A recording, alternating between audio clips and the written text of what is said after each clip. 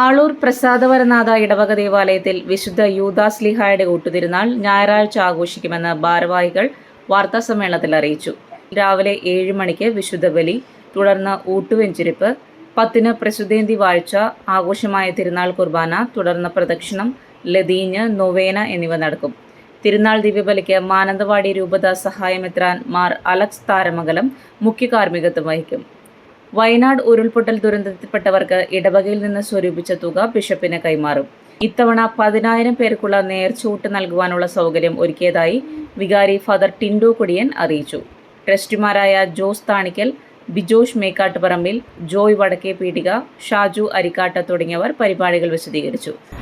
ഊട്ടുതിരുനാള് ഏറ്റുകഴിക്കുന്നത് 57 പേരടങ്ങുന്ന പ്രസിദ്ധന്തിമാരാണ്.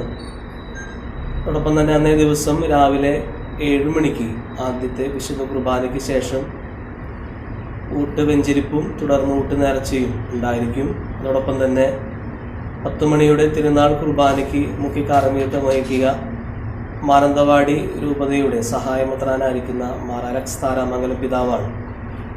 അതോടൊപ്പം തന്നെ നമുക്കറിയാം, പ്രകൃതി ദുരന്തം മൂലം, ഉരുൾപൊട്ടൽ മൂലം ദുരിതം അനുഭവിക്കുന്ന വയനാട് പ്രദേശത്തെ ചൂരൽമല, മുണ്ടക്കൈ അതുപോലെയുള്ള പ്രദേശങ്ങൾക്ക് സഹായങ്ങൾ നൽകുന്നതിൻ്റെ ഭാഗമായി ഊട്ടുതിരുനാളിൽ നിന്നും സ്വരൂപിച്ച തുക നമ്മൾ അന്നേ ദിവസം അഭിമന്യ പിതാവിന് കൈമാറുകയാണ്. കാരണം അഭിമന്യ പിതാവിൻ്റെ രൂപതയിൽപ്പെട്ട ഇടവകകളാണ് ഈ ചൂരൽമല, മുണ്ടക്കൈ ഭാഗത്തുള്ളത്. അഭിമന്യ പിതാവിന് അന്നേ ദിവസം നമ്മൾ ആ തുകയും കൈമാറുന്നു. എല്ലാ കർമ്മങ്ങളിലേക്കും പരിപാടികളിലേക്കും എല്ലാവരെയും ആത്മാർത്ഥമായി സ്വാഗതം ചെയ്യുന്നു.